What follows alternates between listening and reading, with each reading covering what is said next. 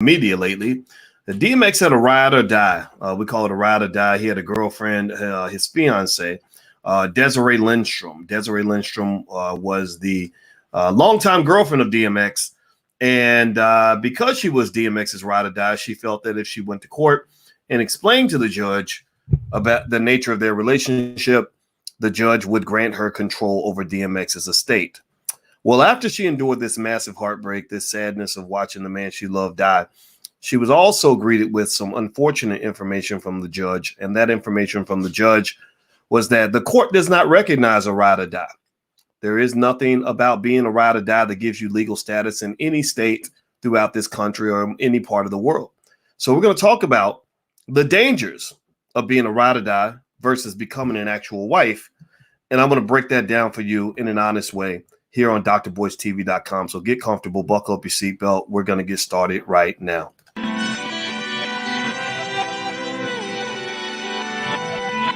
Here we are, clan the isms, cataclysm, great. Our people out here struggling, trying to make it in this state. Everybody out here doing it, but we the ones too late. Now family, we the ones who gotta delegate. Get that money in the power, never be fake. Stick to co-sign for 3. What did he say? Create jobs, support our own. Educate the same and buy back your home. Got 3 degrees, triple 10. 3 PhDs, now we on the CNN. DBTV, let's talk about negligence. Ignorance is bliss, but we can turn it to intelligence. Believe none of what you hear, half of what you see. Let's break it down here on Dr. Boys TV. Here we are. Hey, what's going on, guys? Welcome to drboystv.com, the home for intelligent Black people. This is a place where we talk about all kinds of issues. We talk about things going on in the Black community. I talk about economics, but really, actually, everything stems from economics. Economics is kind of the driver of everything. We also believe in the B1 philosophy. B1 means we are Black first. Black first means that we solve our own problems before we solve anybody else's problems. B1 means that we believe Black people can be number one when it comes to wealth building within the next 50 years. B1 also means we understand we must be one in order to be successful. That means building families. That means getting along. That means working together. If you agree with this philosophy, put a hashtag B and the number 1 in the chat. Hashtag B1. That's the calling card. Put that B1 in the chat. Use that hashtag whenever you're having B1 level conversations in the community. We are the elite force of the Black community. We are the Black elite, not because of education. There's a lot of educated dummies, not because of wealth. There's a lot of rich people who aren't worth a damn. We are the elite because we have an elite vision for our community. We believe deeply in Black excellence. And I want you to remind yourselves of that every single day, because that's what we do. And we ain't backing up for nothing. So put a B1 in the chat if you understand where I'm coming from, if you can relate to this conversation. If you can't relate to this conversation, then I kindly ask you to walk out the door so grown folks can start talking. Now, give me a yes or no. Give me a yes or no. How many of you heard about DMX and what happened with DMX and his girlfriend in the estate? There was an interesting thing that happened with DMX where DMX, we know that he died, right? You know what happened with him passing away. DMX died far too young, much younger than he should have died. A lot of people weren't surprised when he died because a lot of us have known about the drugs for a long time. Drugs are the curse on the Black community. When the CIA put drugs in the Black community, that was like dropping a nuclear bomb. That was like dropping a nuclear bomb on every Black neighborhood in America. A lot of you have things that you're dealing with in your families right now that you never would have dealt with if the CIA had not dropped that nuclear bomb of drugs onto your families. Many of you have relatives that were hooked on drugs. That was my dad and my stepfather. Many of you have people in your family who were incarcerated for drugs. That was my father. Many of you have relatives who died over drugs. That would be my homeboy, my best friend, Greg Wilkins, who was killed by a dope dealer, even though he didn't use dope and didn't sell it. But to this day, I mentor Greg's daughter because he's my buddy and my brother, and I know he'd do the same for me. So drugs to me are just literally the worst poison ever dropped into a community. I don't mess around with drugs. Professor Carl Hart at Columbia University went on the Breakfast Club to try to explain why using a little bit of drugs is okay and a little bit of meth is all right. I don't know if y'all remember that, but the guy went on there. And God bless him. I mean, if he can be a functional drug addict, then that's his choice. But I don't play with drugs. I don't play with drugs. Malcolm X told you a long time ago that the white man will sell you the liquor bottle and then he will lock you up for being drunk. And so when you see big corporations, big white corporations that are mass marketing drug addiction to your children, they are killing you. They are murdering you in the street.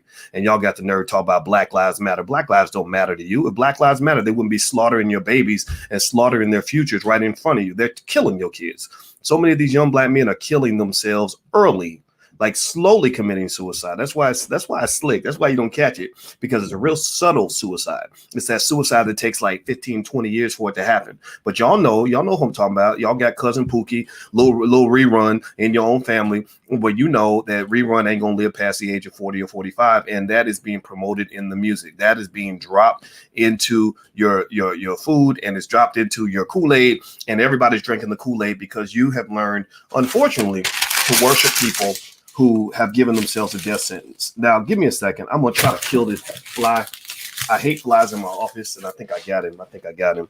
Just forgive me. That's my own little quirk. These stupid flies drive me. I got this stupid little fly thing that's supposed to kill them, but it ain't working, so I'm kind of mad about that. So let's get back to the conversation. So back to DMX. So DMX was a great rapper. He was a smart guy. You could connect to him, right? He was very honest about who he was, like Mike Tyson. When Mike Tyson talked, you can't help but to love Mike Tyson. You can't help it. He scares you, but you love him.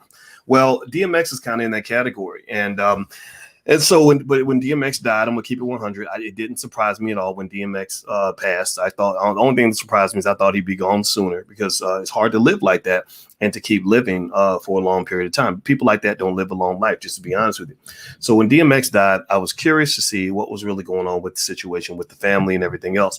Well, according to what I've been reading, now maybe I'm wrong, maybe there's more information out there, maybe there's things that the public does not know, but from what I've been reading, the estate was pretty much where I thought it was going to be. It's kind of a little bit all over the place, a little bit of a mess, and this is something we got to think about. This is a cultural phenomenon that we deal with. We have the mass promotion of irresponsible culture amongst many of our people, particularly among our men. Now, the women, y'all got, don't get me wrong, the women ain't perfect, but among the men, there is this celebration, this glorification of irresponsible behavior, where if a man does decide to be responsible, if a man does decide little things like, hey, maybe loving a black woman ain't such a bad thing, there are people that will resist that, right? And so what I would say to you at the end of the day is, when you look at DMX's situation, you look at what happened with his girlfriend, Desiree, pay attention now. I'm going to break this down for you. These are real facts. This is real information. This is real life right now I'm about to break down for you. And actually, do me a favor. If you could take 1 second, please take 1 second and hit the thumbs up button. And Jack Ski literally just said, "Flies lives matter." That's so funny. Well, they don't matter up in here, because that fly, I hope he had an estate plan, because I just squashed his butt, because we're going to have his funeral next week. So I hope his family can put up a GoFundMe and raise the money, because that fly is gone. I ain't hearing no buzzing up in here no more. All right. So anyway, do me a favor, if you could, please hit the thumbs up button, hit the thumbs up, share, subscribe button. We're building black owned media, but we're building intelligent black media, B1 media. Also, if you want to get a free copy of my book, It Takes a Village to Raise the Bar, you can get a free copy of my book by going to allblackeconomics.com. So sign up to allblackeconomics.com. Also, we're actually starting a mastermind for those who want to buy black owned hotels. Now, this is more premium. This is harder to do, meaning that you have to have some capital to invest. But we do have an investment group of experts that have inside scoop private equity deals that they're pursuing right now as a collective to buy hotels. So I'm going to join. I'm going to buy some, I will be a hotel owner within the next year. And if you want to join us, you can actually go to just sign up at allblackeconomics.com. I'll send you emails to let you know if you'd like to take a look. But again, this is not a typical program. This is something where you have to have a little bit of money to get in. So there's other stuff that doesn't cost as much. So feel free to take a look at that too. All right. So with that said, here's the deal. All right. So when you talk about Desiree, God bless her. God bless Desiree Lindstrom. I can only imagine. The roller coaster ride of of dating DMX, having a child with DMX. I'm not here to judge that. I'm not here to talk about any of that. You guys have heard me talk about things that relate to investing in people, investing in your life in terms of what kinds of people you allow into your life, who you choose to sleep with. That's an investment, because if that person becomes the parent of your child, it can become a big mess if that person is not ready to be a parent. I don't know what kind of father DMX was exactly. I don't dare to speculate on that. All I know is that the brother had about 15 kids. And also, I know that I did see the Ayanna Van Zandt episode where his son did not seem to be happy with him. We all know, let's just keep it 100. We all know that there's a lot of stuff that happens in our community where you see that father who was living that fast life, right? Who was living on the edge, doing whatever. And the children have no respect for the man. The children look at him like, who the hell are you? My daddy's supposed to be there for me every day. My daddy's supposed to, come see me when I'm sick in the hospital. My daddy's supposed to drop me off at school. My daddy's supposed to give me advice. But you weren't there to do any of that. And I can understand that because I had that same issue. When my father died, his name was Boyce, just like me. I had not one drop of emotion. I had no reaction. It was more like, wow, really? Whoa. But it wasn't like, oh man, my dad's going da da da. Now when I explain, when I talk about my other father that raised me, some of y'all might call him a stepfather, but he wasn't a step. We don't do step in our family. Like with my children in the house, I'm not their stepfather. I'm their dad. Well, when my other father dies, I am going to spend 2 weeks preparing his eulogy, or a week, or however much time I have. When my real father dies, not the sperm donor, the real father, when he dies, I'm going to give the best speech I've ever given. When he dies, I'm going to make sure every single thing is taken care of at the highest level, because I have complete honor for that man. And for those men who kind of want to understand what this is about the fact that you want to leave a legacy that breeds honor and respect and dignity from the people who needed you. What you invest in, who you invest in during life, is going to play a huge part in how they view you in death. And one of the things you don't want to have a funeral where everybody's whispering about you and, well, you didn't have no money, or little kids are showing up. Some grown up is showing up.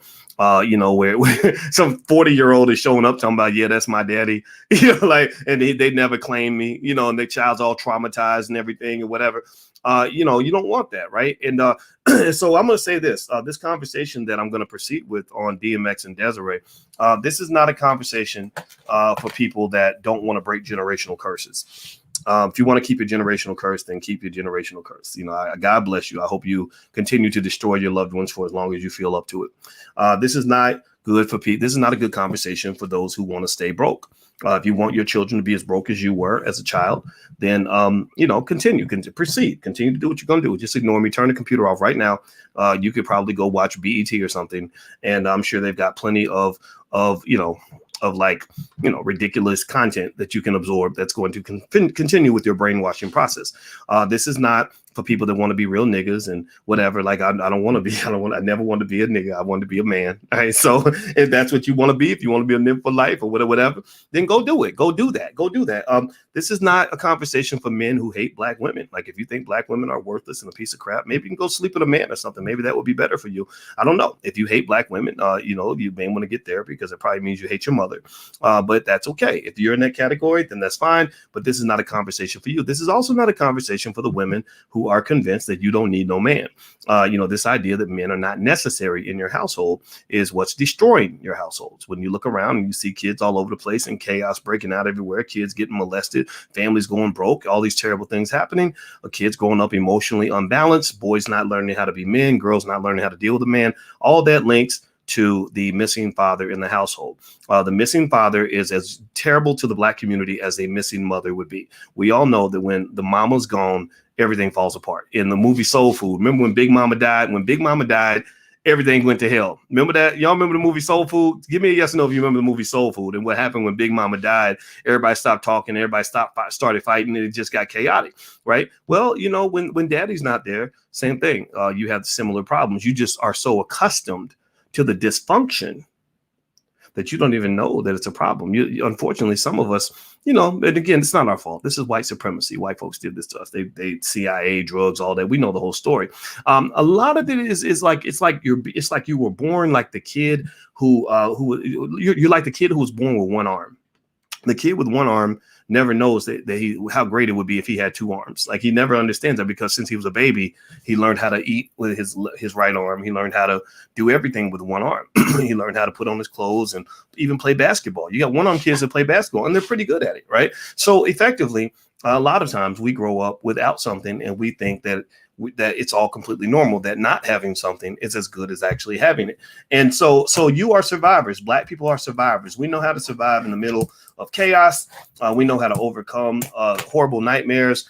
We know how to survive things that are incredibly traumatic, things that white people would probably just like go crazy over. We can handle that.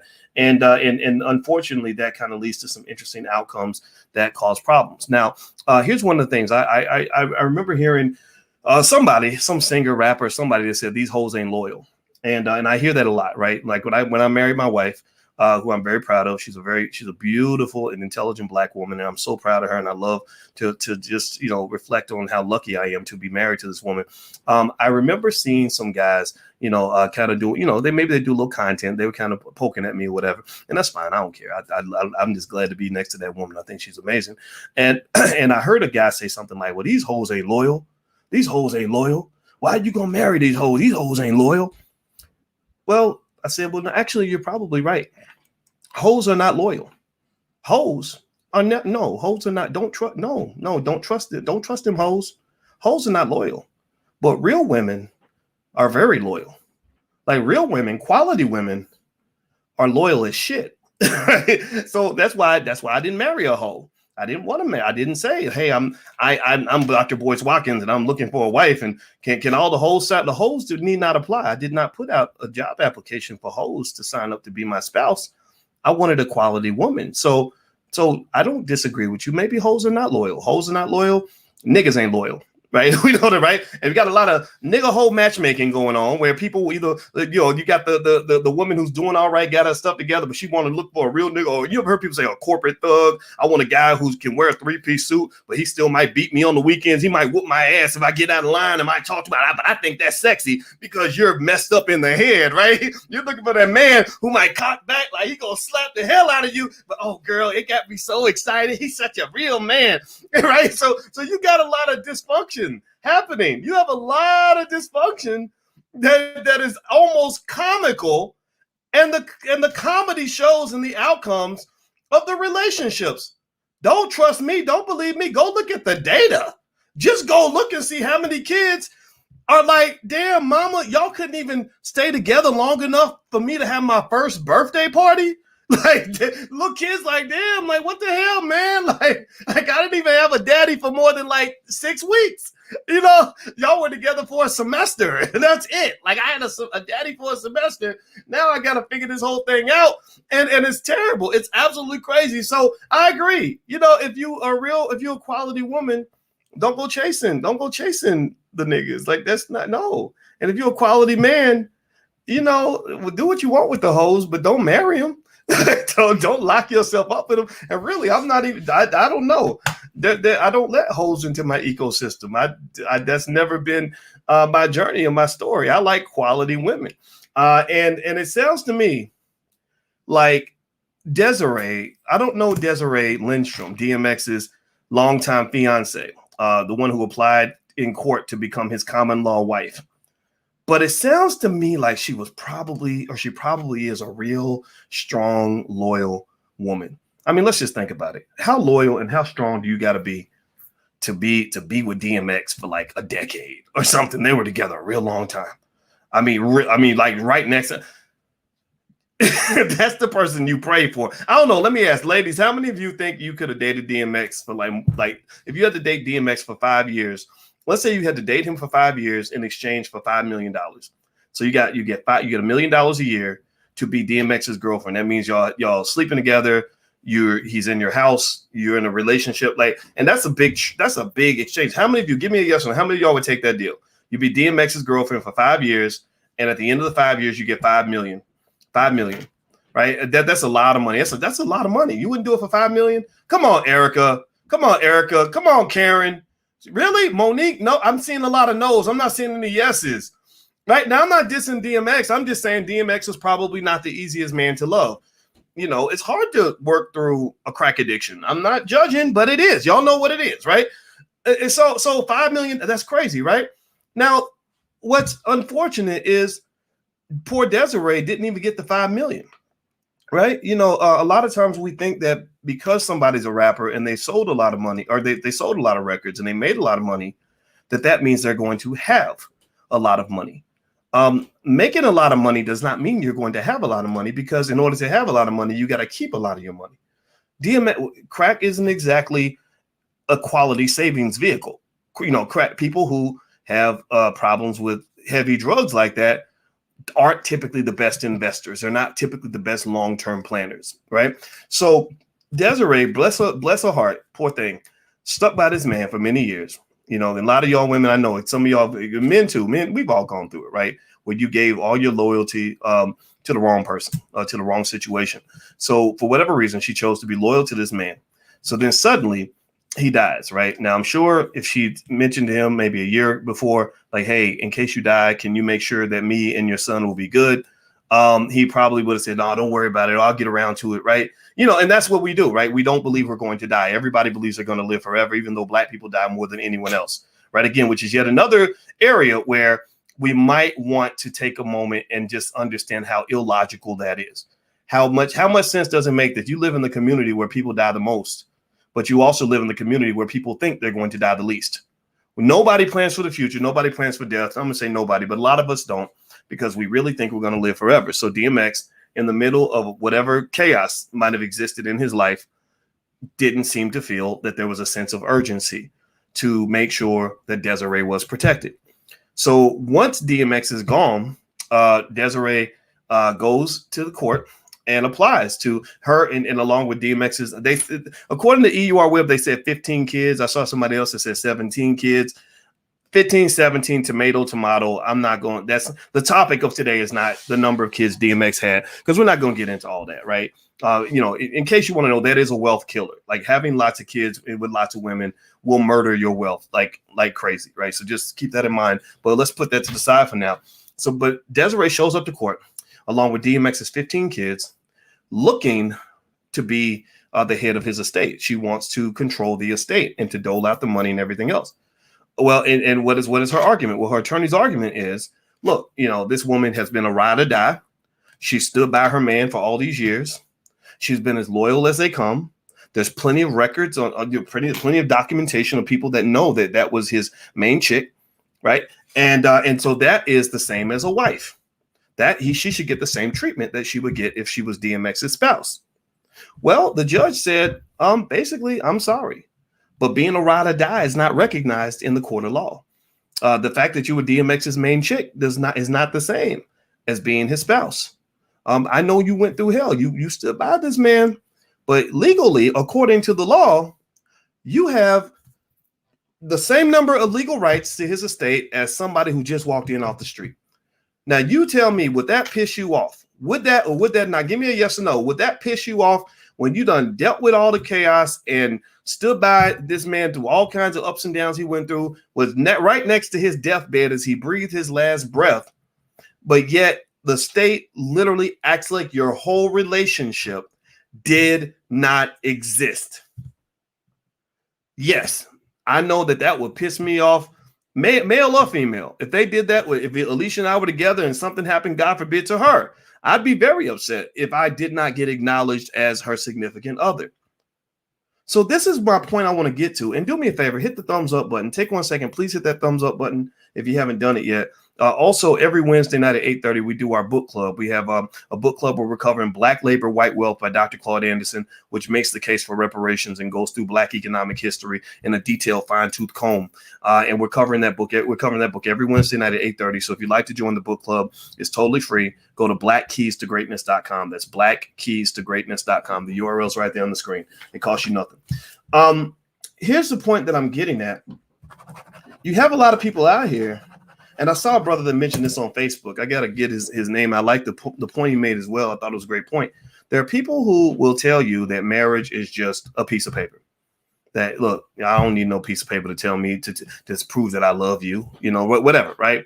Or that marriage, and then some people feel like marriage is just a burden, right? They're afraid of it, right? They feel like it's too much responsibility, things like that. And I'm not judging that. That's totally on you to make that decision, because even I didn't want to get married for a long time. I didn't, you know, people, the whole internet seemed, there were quite a few people on the internet that speculated as to why Alicia and I were friends for such a long time before we got married. Well, a lot of it was because Boyce was not trying to find anybody. I wasn't trying to be a wife or get a wife to, you know, at all. Like I was okay with my life, right? I needed to pick the right situation. So I'm okay if you think that marriage isn't for you. I'm not judging that. I'm not telling everybody to run out here and get married and do what I did. If you find the right situation, that's on you. But here's what I want to say to you, though. There is no replacement for that piece of paper, especially when the shit gets real. When it gets extra real and you're talking about somebody up in the hospital and you're trying to get access to the person you love so you can go in there and check on them, make sure they're okay, they're not going to recognize street marriage. They don't recognize hood polygamy or whatever the hell you think you leaning on, whatever you think you got. I'm his main chick. I'm the ride or die. He told me he's going to be there for me. They don't, they're not going to recognize that. They're going to be like, but are you his wife or are you not? And if the answer is no, they're going to be like, okay, sit over there. You know, we know these hoes ain't loyal, so you must be one of the hoes. So just sit over there. That's okay. Just sit over there. Right. And then when it's time for him to go to heaven and it's time to plan the estate, and you're trying to figure out, remember, mind you, you're living with this man, let's say, and you got kids to feed, and he's been feeding the kids, and now he's gone, and you have no access to his bank account, and you go down to the bank and you say, hey, Bank of America, I need to get into my boyfriend's account because we need money to pay the utilities this month, and he just died, and my heart is broken, and I'm devastated. But I need to get access to the money right now by Tuesday, or they're gonna evict us or cut off the lights. They're gonna be like, yo, what? But my boyfriend, that was, you know, I was his ride or die. I was his main chick. They're gonna be like, what? Like, we don't speak that language. No, you can't get into his bank account. You could be anybody. There's nothing legally that proves that you're any different from one of his girlfriends, one of the chicks that he happens to know. Right? So when Desiree went to court and tried to get control of DMX's estate, I personally feel that she deserved control over all of that. I mean, what are you going to do? Give control to one of the 15 kids? No, you don't give it to a kid. You know, you give it to his woman, the person that's been standing next to him all those years. Lord knows she deserves reparations for what she probably went through in that relationship. I bet that was a hard relationship. And that's why DMX loved her so much, because he's like, man, most women won't tolerate me that long, but this woman stood by me, right? So she deserves all of that. She deserves every bit of that. But I'm going to just go ahead and challenge some conventional thinking a little bit and say that maybe in order to protect yourself, male or female, maybe you should get some things in writing. Maybe a little bit of documentation is necessary for you to protect the massive investment that you've made into that person, into that relationship. Marriage, you know, I'm going to tell you, the way I look at marriage is I'm the same way. I don't need a piece of paper to show that I love Alicia. I take a bullet for it. And for the kids. I love the damn kids. I did, you know, they're my kids. I take, when I go into a space, she calls me the juggernaut, because when I go into a place, I just kind of take it on. I'm like, Daddy got this. I got all of this. Right. And when we go out to eat, I pay for everything. It's something, some masculine. It's something I've always had in me since I saw my dad do that. Right. So I've got her. I had her before we got married. But the legality, the legal documentation is proof to the world that we've got each other in the event that one of us isn't there to validate whatever the other person is saying. So if something happens to her and I show up to the hospital as her husband, that is very different from me showing up as her boyfriend. And so I'm not telling you to get married or not to get married. I don't care about that. You can do what you want to do. That's your life. I'm just here to tell you that you have to process these things in order to make a decision on how you want to move forward. Now, let me see. Dream says, but it took you almost 3 decades. Yeah, well, we were friends for a very long time. I think it's great to marry your friend. Having a spouse that is also your friend, that's the little secret they don't tell you. You shouldn't marry a woman just because she got a big butt and a smile or whatever, or get with some guy just because he looks good and he says all the right things. Get with somebody that's your friend, because that's going to help you when you have those days where you piss each other off. When Alicia and I get on each other's nerves, we can lean on our friendship, and that makes us whole. And the rest of the time, we were living our lives. Neither one of us was sitting around lonely and whatever. She's a gorgeous woman. Men have always been attracted to her. I'm a famous man. Women have always been attracted to me. But what we decided was at the stage we were in life, that we realized that we deserve to be in a scenario where we are a little bit closer to each other. That's a risk. We took that risk. And also, it's something that worked for the stage, for the point we were in our life. Right. When we were 30, we wouldn't have made that same decision. Neither one of us would have. So make the decision that works for you, but don't let these suckers get you out here stuck in a situation where you're making a heavy investment in a person or in a relationship or in a situation, and your investment is not protected. If it's not protected, then you're going to lose. You're going to lose. Let me see here. Let me see. Doc, talk that stuff. You are exactly right. Yeah. You have to protect. Let me see. I see Sharice made a donation. Thank you very much. She says you and your platform are very appreciated. Thank you. But you are welcome. Thank you very much for your kind words. I truly appreciate that. I'm gonna answer a few more of your questions here. Let me see. Dual says your will is your last love letter to your family. Yeah. So let's talk about that for a minute. If you don't take the time, DMX did not have a will. Now, I hope that he had an estate plan or a trust or something like that. Not having a will is not necessarily does not necessarily mean you did not make a plan for your family. There's a lot of people that don't have a will that are just fine. But what you have to have some sort of vehicle that allows for the transfer of your wealth in an appropriate fashion. Because here's what happens, and this is something that was very personal to me, because I talked to my brother about this, my biological brother, the brother I did not know. When a man does not respect the value of his empire, when the man does not respect the people around him, does not make plans for the future, it creates a lot of chaos and a lot of confusion. Bad leadership, I believe men are natural leaders in certain ways. Women lead in particular ways, but men lead in other ways. And bad leadership creates chaos. It creates confusion. And so when I was talking to my brother, we're trying to sort through. My father died a couple years ago, and we were trying to sort through, who's who, what's what, who's connected to who, what does he have any other kids? What do you do with his life? And so, so the big thing is, now let me see. This brother said, so you're a toxic simp. No, you're a simp. That's why you're going to get banned. So everybody say goodbye to Dream Big Godcast. He's going to get out of here. This is a conversation for smart people and grown ups. So you got to get up out of here, brother.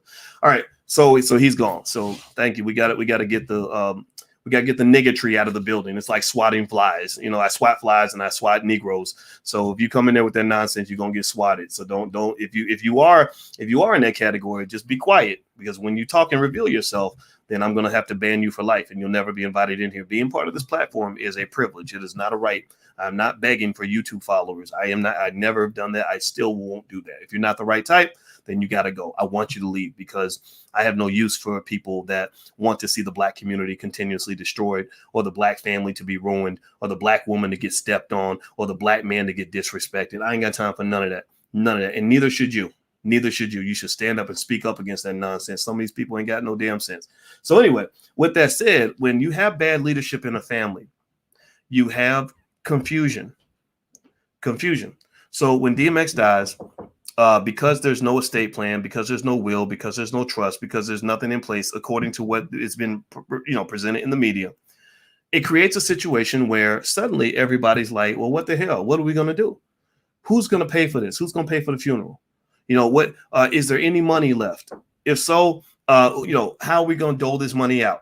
And then next thing you know, what happens is you have fighting. When there's chaos and confusion, there's fighting.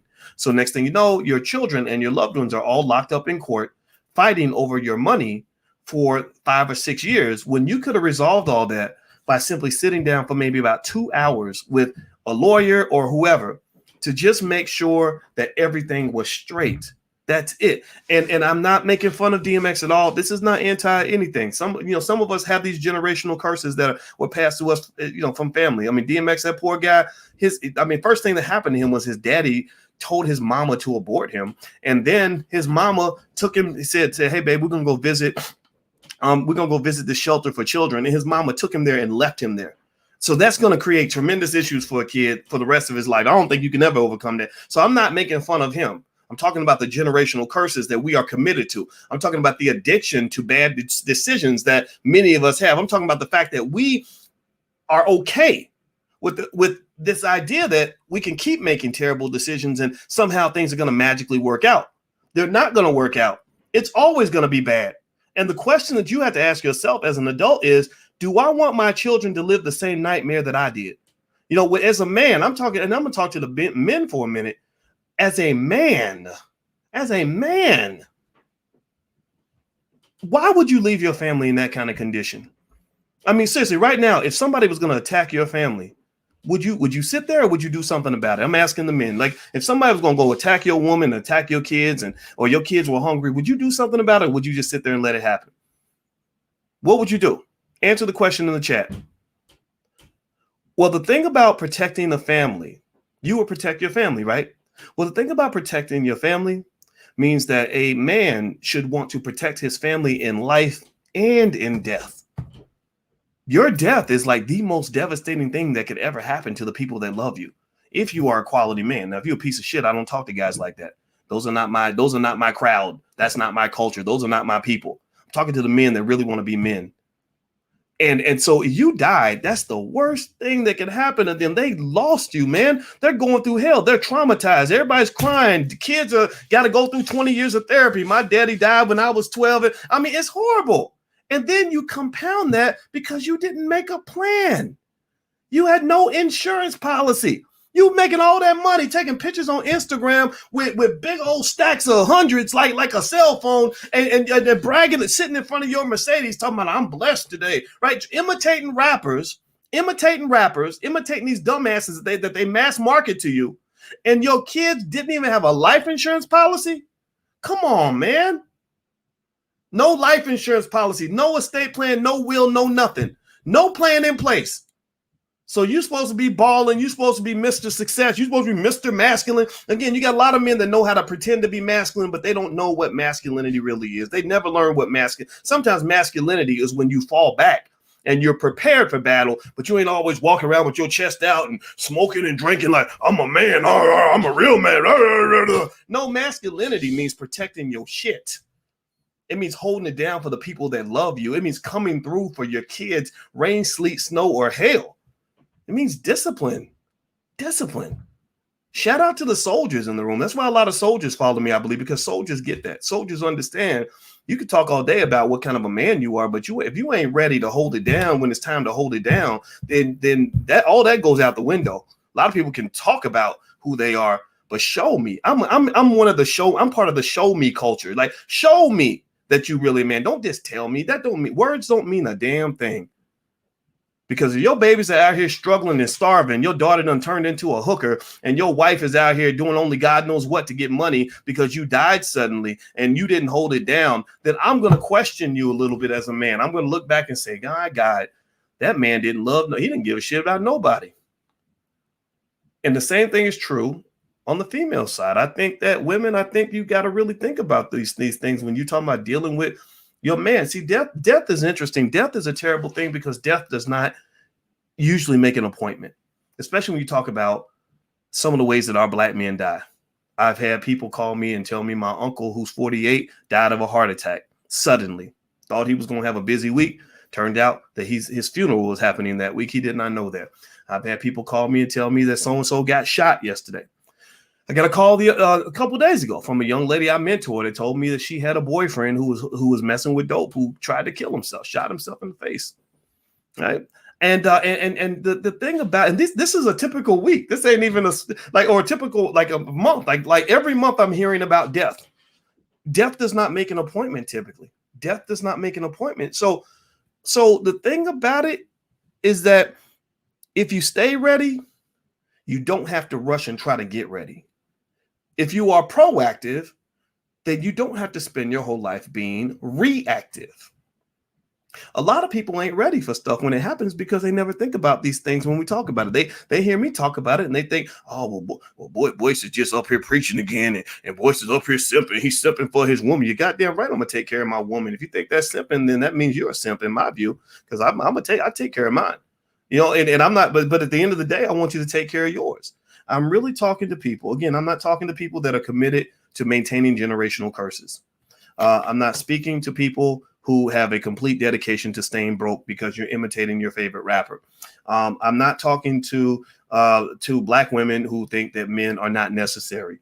I'm not talking to black men who think black women are a nuisance and black children are garbage. I'm not talking to the men who run around screaming that these hoes ain't loyal, because my question is, well, why are you hanging out with hoes anyway? You need to go hang out with some quality women, because I agree with you. Hoes ain't loyal. Hoes are not loyal, but quality women will have your back all the way to the end of time. They've been having your back for 300 years. They were the one who kept you, who hid you in the basement when Massa was coming to kill you. So quality women are the backbone of our community. But you're right, the hoes ain't loyal. So that's why I'm not going to marry a hoe. I'm talking to the people that want to do better.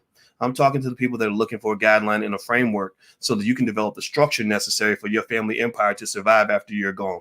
I'm looking for the people who don't want something as tragic as death to ruin everything good they could have done for their children. I want people who are determined to ensure that your children are going to be better off than you were, not those who want your children to recreate the generational curse that you were forced to endure in the 1980s, 1990s, and the 2000s. Okay, so and if you're not in that category, then you should probably go, because these are not the people I'm speaking to. Those people only get mad because I want to spray the disinfectant on all the viruses that have affected our brain.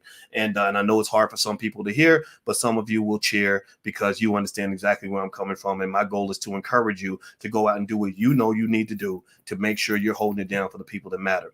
So God bless Desiree, DMX's fiance, girlfriend, whatever exactly she was. She deserves all of that in the estate. But I want you to understand that the court will not recognize you as a common law wife, ride or die, best girlfriend, whatever you were for him in life. None of that will matter in death. So you might want to think about getting some things in writing. And if he doesn't want to do that, they might get mad at me for saying this, but if he doesn't want to do that, you might want to think twice, because that could mean he's not a planner. And last time I checked, men who tend to be successful tend to be men who plan, and women too. My wife is a planner. That's one of the things I liked about her. She plans for her success. That's why she's a very successful person. People who don't plan typically fail. They typically struggle. They're stumbling all through life. Everything they do isn't working out. But people who make a plan tend to be ready for the future. So pick somebody who makes plans. That's a really important factor in success. All right, guys. So please hit the thumbs up button, share, subscribe button. The book club meets Wednesday night at 8 o'clock or 8:30. You can go to blackkeystogreatness.com and sign up right now. We meet every Wednesday night. We're going to cover Black Labor, White Wealth with Dr. Claude Anderson. Also, please hit that thumbs up button, share, subscribe button before you go. If you know somebody that needs to hear this conversation, feel free to share it with them because I really think these are more discussions our community needs to have so that we can get past all the nonsense, because they market childish behavior to you. And a lot of times you see adult men and adult women engaging in very childish behavior. And a lot of that is due to what they're putting in front of you in media. And we ain't trying to be kids out here. We're trying to be grown-ups. So go be grown. Take care of your families. God bless you. Love you guys. I'll talk to you soon. Take care. Peace.